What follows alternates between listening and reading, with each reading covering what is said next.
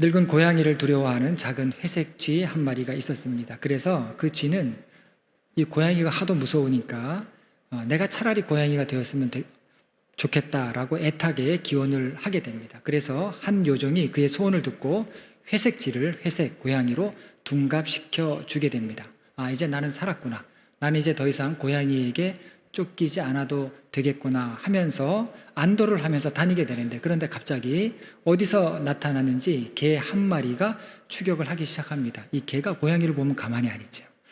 그래서 개 한 마리가 끝까지 따라오는 거예요. 또다시 두려움에 빠지면서 이번에는 개가 되었으면 좋겠다라고 소원을 합니다. 두 번째 소원을 들은 요정도 이번에 고양이를 개로 변신시켜 주게 됩니다. 그런데 사자들이 개를 쫓아다니는 바람에 그 개에게는 또다시 새로운 두려움의 대상이 생기고 만 것입니다. 그래서 이번에는 사자가 되기를 애걸합니다. 지금까지 소원을 들어주었던 요정은 잘 넘어가는 그런 타입이라서 또다시 부탁을 수락해서 이 개를 사자로 바꾸어 줍니다. 하지만 불행하게도 이 개가 사자가 되었을 그 무렵은 사냥철 시즌이었던 겁니다. 이제는 사냥꾼들이 이 사자를 잡으려고 쫓아다닙니다. 다시 한번 그는 요정에게 달려갑니다. 마지막으로 나를 사람으로 만들어 달라라고 부탁을 합니다. 그런데 요정은 사람으로 만들어 주는 건 안 된다라고 하면서 거절을 합니다. 그 이유가 뭐냐면, 사람이 되려면 용감한 심장을 가져야 하는데 너는 쥐의 심장밖에 갖고 있지 않기 때문에 너는 쥐가 될 수밖에 없다라고 이렇게 이야기를 했던 것입니다. 그 말을 듣는 순간 그는 조그만한 쥐가 되어서 옛날에 살던 집으로 다시 돌아가게 됩니다. 여러분, 이 이야기는 변화에 대한 이야기입니다. 몸은 사람의 몸일 수 있는데 심장이 쥐의 심장이라면 그 변화는 의미심장한 변화가 아니라는 거예요. 우리 삶에서 어떤 변화들이 찾아올 수 있는데 그 변화를 의미심장한 변화가 되게 하려면 무엇이 달라져야 하는가? 무엇이 바뀌어야 하는가?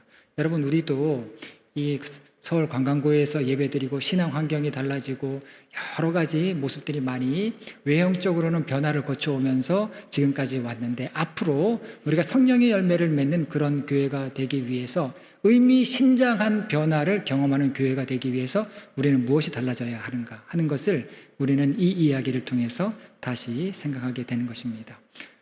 사울은 소를 몰고 밭을 갈던 사람이었는데 이제 왕자에 앉게 되었습니다. 이건 극적인 변화예요. 이런 변화는 굉장히 찾아보기 드문 그런 변화입니다. 그리고 이 사울의 인생 궤도가 완전히 수정된 것입니다. 이것이 사울에게도 의미심장한 변화가 되어야 되는데, 그러면 농부에서 왕이 된 것처럼 이런 외적인 변화 못지않게 내적인 변화도 함께 따라와 주어야 할 것입니다. 왜냐하면 이제 군중은 왕이 된 사울에게 기대를 할 것입니다. 우리에게 먹을 것을 달라, 우리를 안전하게 지켜달라, 우리의 기분을 좋게 해달라라고 요구를 할 것입니다. 이 아이러니한 게 뭐냐면, 사울의 이름의 뜻이 뭐냐면 요구하여 얻은 사람이다라고 하는 그런 이름의 의미를 갖고 있습니다. 사람들의 요구는 단순하게 보일지라도, 그런데 작은 실망이라도 안기는 순간에 왕관을 씌웠던 사람들은 돌변하게 되죠. 험악하게 변하게 됩니다. 당장 십자가로 끌고 갈 수도 있을 것입니다. 그래서 사울은 이 변화를 신앙적으로 잘 풀어야 했습니다. 사울만이 아니라 왕을 요구했던 이스라엘도 자신들에게 찾아온 이 변화를 영적으로 신앙적으로 잘 풀어가야 할 그런 책임이 있었던 것입니다. 그냥 왕을 세웠다라고 해서 새 나라가 되는 것이 아니고, 왕이 되었다라고 해서 새 인생이 되는 것도 아니기 때문입니다. 하지만 길갈의 회합에서 사울과 이스라엘은 이 변화에 대한 영적인 깊이를 알지 못한 채 근본 없는 기쁨에만 들떠 있는 것을 보게 됩니다. 이들은 높은 흥분 상태에 있었고 아마 그들의 정신은 마비되어 있었을 것입니다. 그때 사무엘은 사울이 이제 이스라엘의 왕이 되었다, 너희에게도 왕이 생겼다라고 하면서 그의 인생에서 마지막 설교를 시작하게 됩니다. 한 4가지 정도 차원에서 우리가 사무엘의 마지막 설교를 살펴보려고 합니다. 먼저 사무엘은 자신이 사사로 통치했던 동안에 이스라엘을 다스렸을 때 내가 어떻게 이스라엘을 다스렸는지를 이야기합니다. 3절과 4절 말씀입니다. 내가 여기 있나니 여호와 앞과 그의 기름 부음을 받은 자 앞에서 내게 대하여 증언하라. 내가 누구의 소를 빼앗았으며 누구의 나귀를 빼앗았느냐, 누구를 속였느냐, 누구를 압제하였느냐, 내 눈을 흐리게 하는 뇌물을 누구의 손에서 받았느냐. 그리하였으면 내가 그것을 너희에게 갚으리라 하니 그들이 이르되 당신이 우리를 속이지 아니하였고 압제하지 아니하였고 누구의 손에서든지 아무것도 빼앗은 것이 없나이다 하니라. 여러분, 이건 라떼 이야기예요. 그죠? 요즘 그 MZ 세대들은 라떼 이야기하는 거 굉장히 싫어합니다. 근데 나이가 드신 분들은요, 뭔 이야기를 해도 라떼로 돌아가요. 저도 집에서 무슨 이야기를 해도 라떼 이야기를 하게 됩니다. 자화자찬 같은 그런 이야기를 하는데, 지금 사무엘이 지금 그런 거예요. 그냥 언뜻 보기에는 라떼 이야기하고 자화자찬 같은 이야기를 하고 있습니다.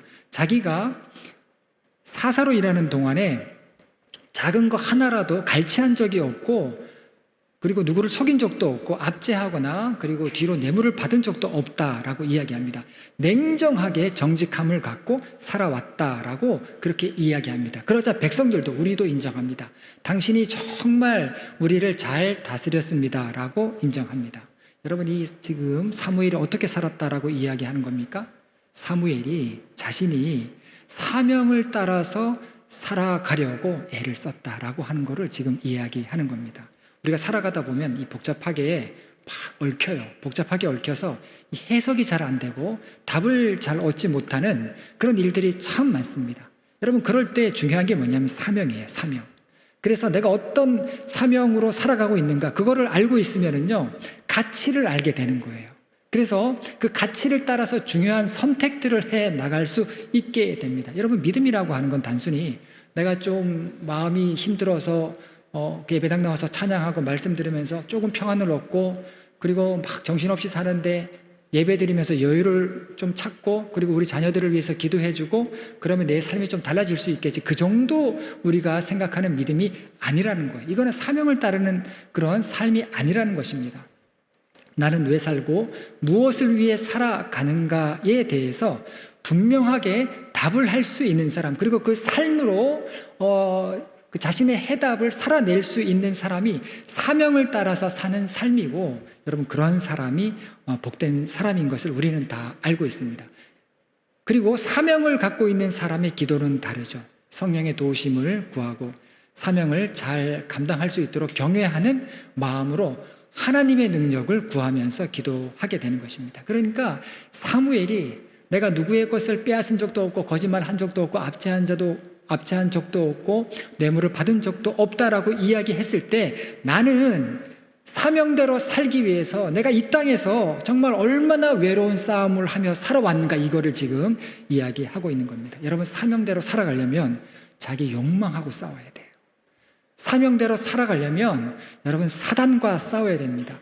그 치열했던 싸움의 기록을 사무엘이 말하고 있는 것을 보게 됩니다.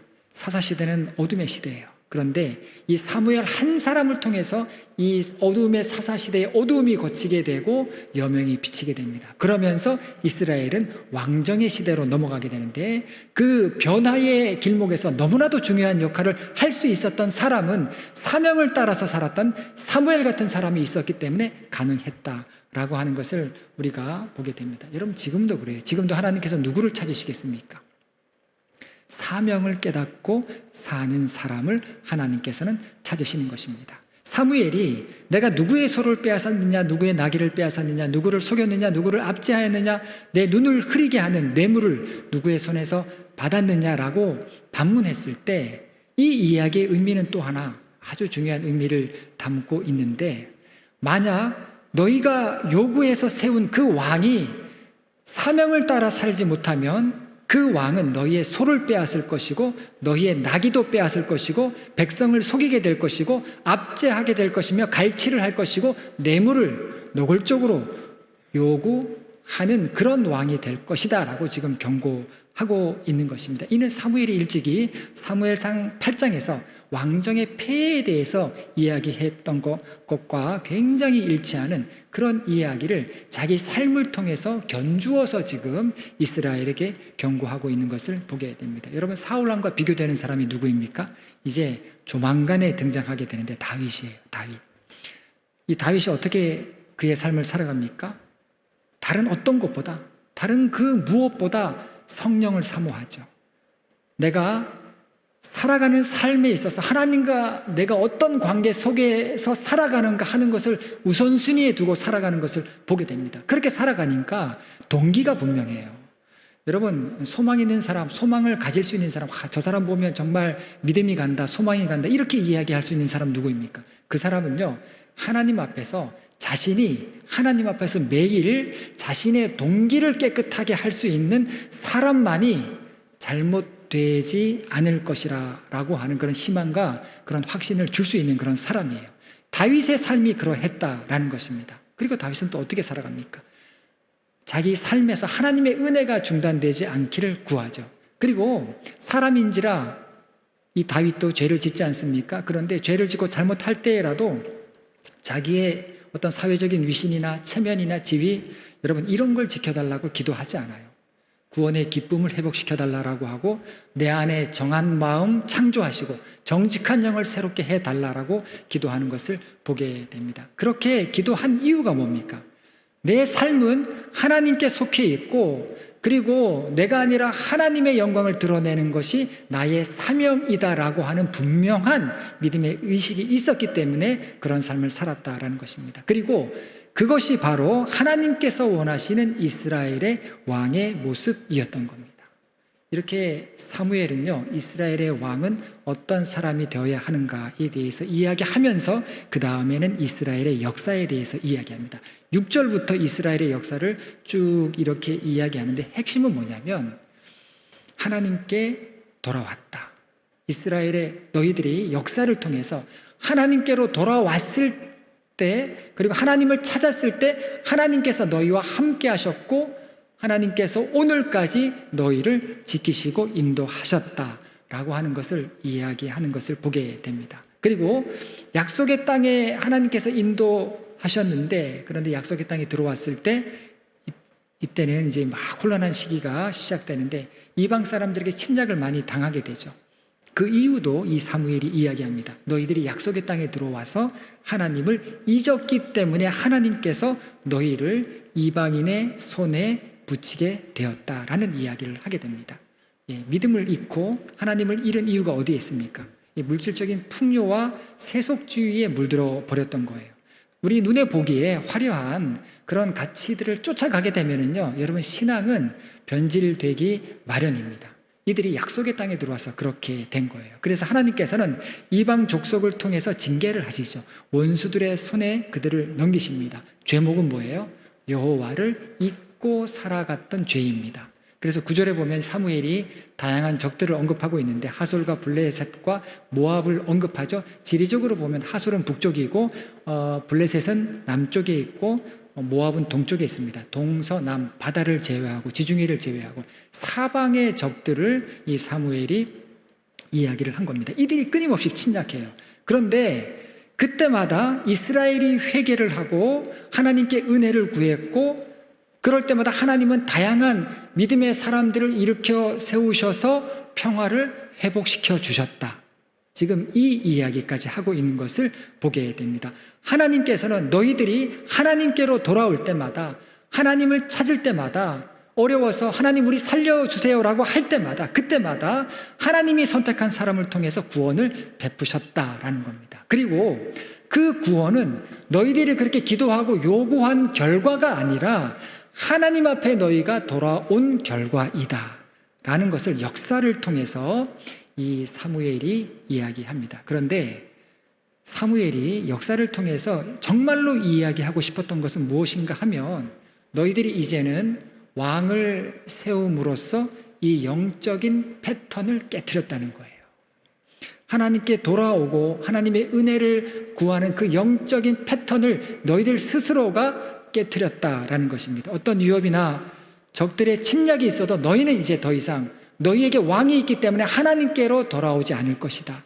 어려움이 찾아와도 하나님을 찾지 않게 될 이스라엘을 지금 우려하고 있는 겁니다. 왜냐하면 자기들 손으로 세운 왕이 있으니까 하나님께로 돌아가지 않고서도 왕이 지켜줄 것이라는 생각에 마음 놓고 있게 될 것이고, 왕도 하나님을 찾는 대신에 이 다른 나라와 힘 있는 나라와 동맹을 하면서 힘을 강화하면서 나라를 지킬 수 있을 것이라고 생각을 하기 때문에 하나님께로 돌아올 필요성을 못 느끼게 될 것이다 라고 지금 이 사무엘이 역사를 통해서 이야기하는 겁니다. 그때부터는 하나님께로 돌아가야 된다라고 하는 생각을 아예 하지 않게 되는 것입니다. 여러분, 이 이스라엘 사람들이 어떤 요구를 한 겁니까? 이방 나라들처럼 우리도 왕을 세우게 하소서라고 하는 이 요구가 어떤 요구였던 거예요? 이스라엘은요, 이 세상의 전무후무한 나라였습니다. 하나님께서 직접 통치하시는 이 세상 어디에도 찾아볼 수 없는 그런 나라였는데, 이제는 세상 나라들과 같이, 이방 나라들과 같이 우리에게도 왕을 주소서라고 했던 그 말의 의미는 세상 나라들처럼 하향 평준화되기를 원합니다, 이런 의미였던 거예요. 여러분, 세상 닮기를 바랬던 결과 이제 이스라엘은 하나님께서 통치하시는 나라에서 세상 다른 나라들처럼 별 볼 일 없는 나라처럼 되어가고 있었다라는 겁니다. 여러분, 이렇게 세상은요 매력적으로 보입니다. 우리도 우리의 삶을 건사하기 힘드니까 당장에 이 세상의 방법과 힘을 늘 찾게 되는 거 아니겠습니까?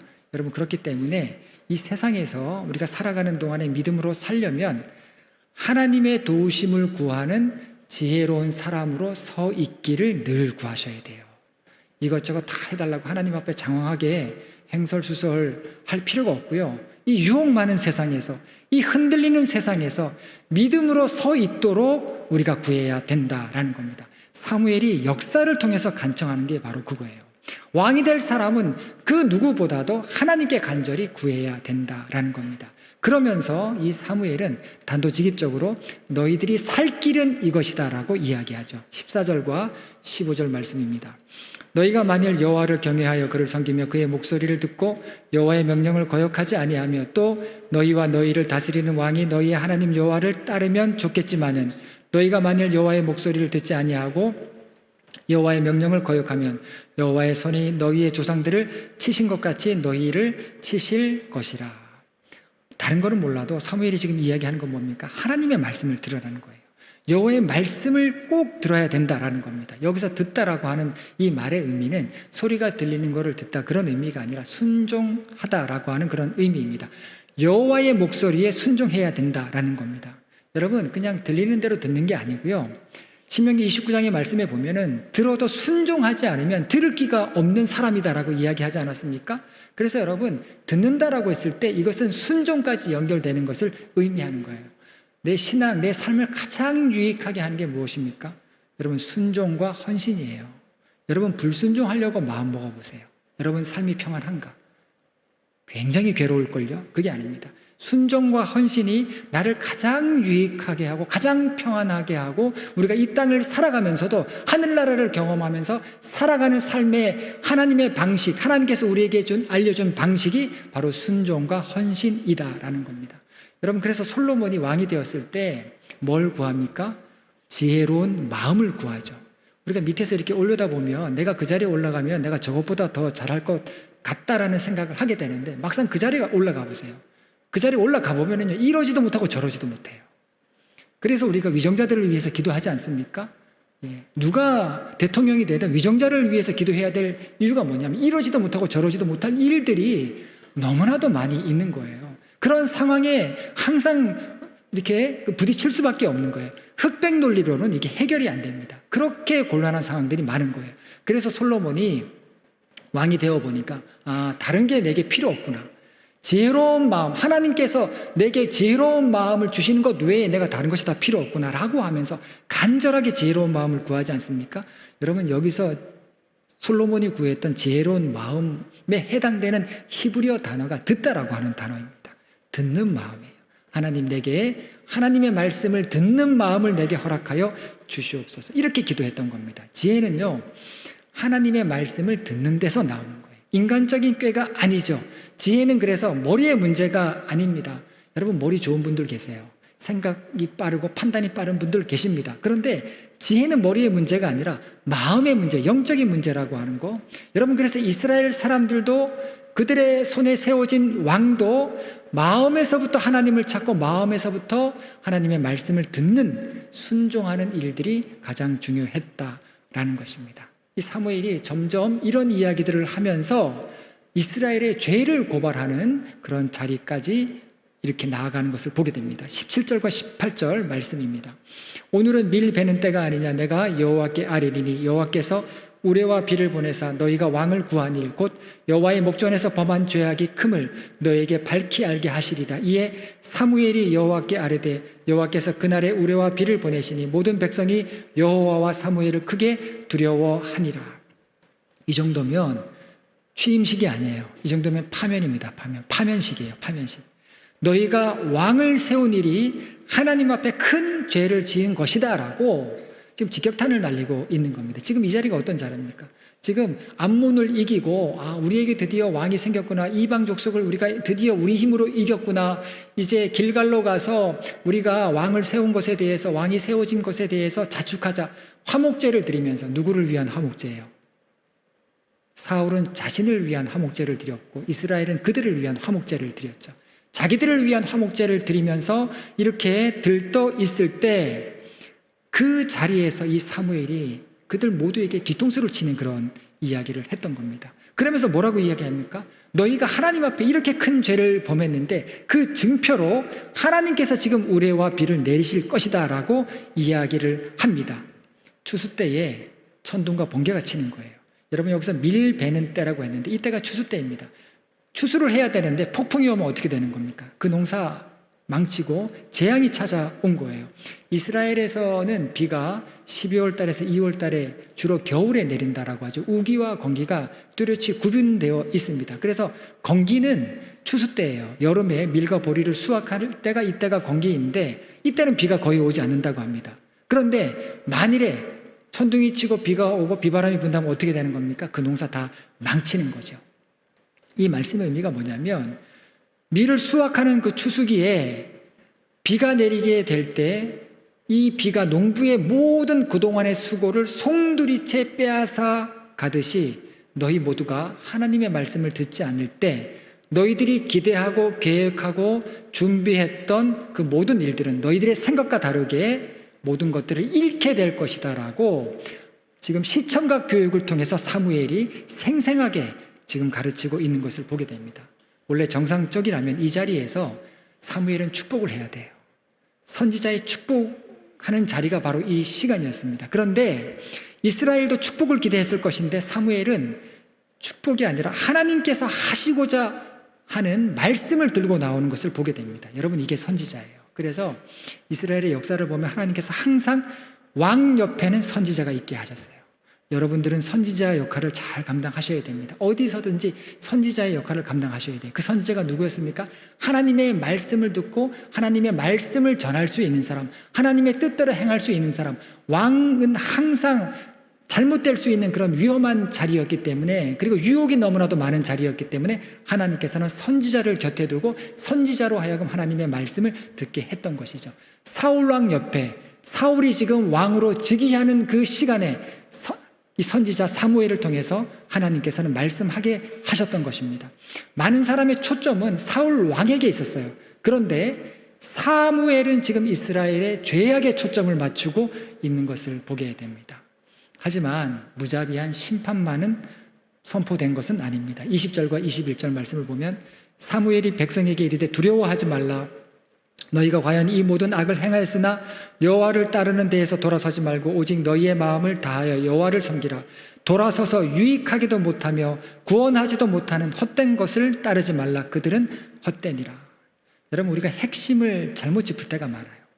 그래서 여러분 이 변화의 시기에 여러분 그래도 우리 교회가 참 감사한 게 그래도 여러분들이 신앙생활에 정말 중요한 것이 무엇인가 이 부분을 정말 기도하면서 이렇게 잘 신앙생활 해왔기 때문에 하나님께서 우리를 여기까지 인도하셨다라고 생각을 합니다. 여러분 핵심을 잘못 짚을 때가 있는데 그게 뭐냐면 유익하게도 못하는 것을 붙들고 있어요. 구원하지도 못할 것들을 붙들고 늘어지고 있는 겁니다. 썩은 동아줄 같은 이 헛된 것들을 붙잡고 그거를 붙잡고 있으면서 정의를 이야기해요. 사랑을 이야기합니다. 평화를 이야기해요. 여러분 그렇게 말하는 이유가 있죠. 왜 그렇습니까? 많은 사람은요 세상을 변화시키는 데 관심이 많아요. 그리고 이렇게 해야 변화된다라고 주장을 합니다. 그런데 정작 자신을 변화시키는 것에 대해서 생각 못해요. 이게 우리의 한계입니다. 결국 내 안의 문제라는 거죠. 여러분, 법이 참 많습니다. 그런데 의식이나 어떤 법보다 중요한 게 뭐예요? 우리 모두가 정직한 마음 갖고 살아가면 사실 법이 필요 없는 거예요. 외부의 문제가 아니다라는 거죠. 25절 말씀을 보면 만일 너희가 여전히 악을 행하면 너희와 너희 왕이 다 멸망하리라. 여러분, 이제 초대 왕이 된 사울을 두고, 사울 왕이 앞에 분명히 아마 앞에 있었을 것입니다. 이 사울 왕을 앞에 두고 청천벽력 같은 이야기를 하는 거예요. 너희가 악을 행하면 다 멸망할 것이다. 문제는 영적인 문제라는 거예요. 이방 민족의 침입이 아니라는 겁니다. 적들의 침입이 아니라는 거예요. 여러분, 교회의 문제도요, 파고 들어가 보면 어떤 문제가 있는지 아십니까? 그건 영적인 문제예요. 왕이 되고자 하는 교만함이 있고요, 욕망에 이끌리는 죄악이 있는 거예요. 영적인 문제예요. 영적인 문제. 여러분, 그렇기 때문에 여호와를 따르는 데에서 돌아서지 않고 마음을 다하여서 여호와를 섬기는 신앙, 여러분, 이 핵심을 놓쳐서는 안 되는 겁니다. 마지막으로 사무엘은 길갈에서 새로운 결단을 합니다. 나는 이렇게 살겠노라 결단을 하면서 앞으로 세워질 왕들과 그리고 이스라엘 사람들이 따라야 할 믿음의 본에 대해서 이야기를 합니다. 23절이죠. 나는 너희를 위하여 기도하기를 쉬는 죄를 여호와 앞에 결단코 범하지 아니하고 선하고 의로운 길을 너희에게 가르칠 것인지. 이제 사울이 즉위하는 그런 즉위식인데, 사울의 즉위식은 사무엘의 퇴임식이었죠. 사무엘은 이스라엘의 마지막 사사였습니다. 사사로서 퇴임을 하면서 왕이 세워지게 되는데, 하지만 사무엘은 내가 여기서 끝나는 것이 아니다, 나는 은퇴를 하는 것이 아니다 라고 이야기하면서, 나는 지금부터 하나님 앞에 엎드려서 기도하는 사명과 그리고 선하고 의로운 길을 걸어가면서 그 길이 무엇인지 어떤 길인지 가르치는 선지자적인 사명을 계속해서 감당하겠노라 라고 결단하는 것을 보게 됩니다. 여러분, 이것만이 이스라엘을 새롭게 하는 길이었던 거예요. 암몬을 이기고, 우리 지난 시간에 말씀 살펴보았을 때 사무엘이 뭐라고 합니까? 우리 길갈로 가서 나라를 새롭게 하자라고 했죠. 이스라엘을 새롭게 할 수 있는 그 길을 사무엘이 보여주고 있는 겁니다. 기도하기를 쉬지 않고 선하고 의로운 길을 갈 때 이스라엘이 새롭게 될 것이다 라고 사무엘이 말씀하고 있는 것입니다. 여러분, 우리에게도 어떤 사명이 있습니까? 선지자적인 사명이 있어요. 선지자적인 사명. 누구든지 하나님 앞에 정말 진지하게 엎드릴 때 무너졌던 선한 영향력들이 회복되는 겁니다. 여러분, 하나님께서는 그런 사람을 통해서 일으키시는 거예요. 슬픔과 아픔의 자리가 여러분 다시 축복의 땅으로 바뀌게 되는 겁니다. 잃어버린 내면의 기쁨이 다시 회복되고 마음의 평강이 찾아오게 되는 것도 하나님 앞에 정말 진지하게 엎드리는 그 엎드림을 통해서, 그리고 선하고 의로운 길을 걸어가는 그 믿음의 한 사람을 통해서 찾아오게 되는 것입니다. 나를 통해서 역사하시는 하나님의 의와 화평과 희락이 증거되고, 그로 인해서 성령의 열매가 맺히게 할 수 있는 사람이 누구입니까? 하나님 앞에 엎드리는 사람이라는 거예요.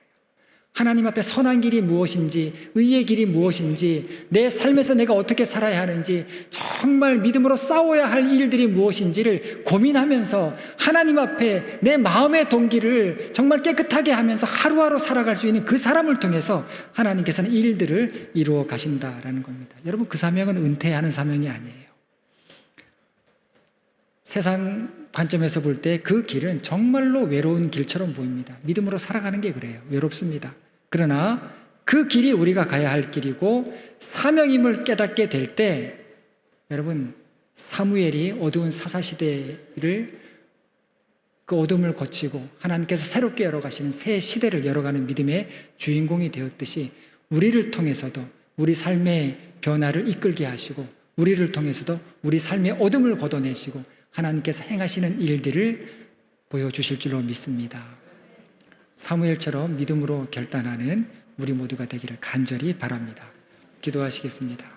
하나님, 항상 하나님의 마음이 있는 곳에 있게 하시고 하나님의 뜻이 있는 그 자리에 서 있는 저희들 될 수 있도록 인도하여 주시옵소서.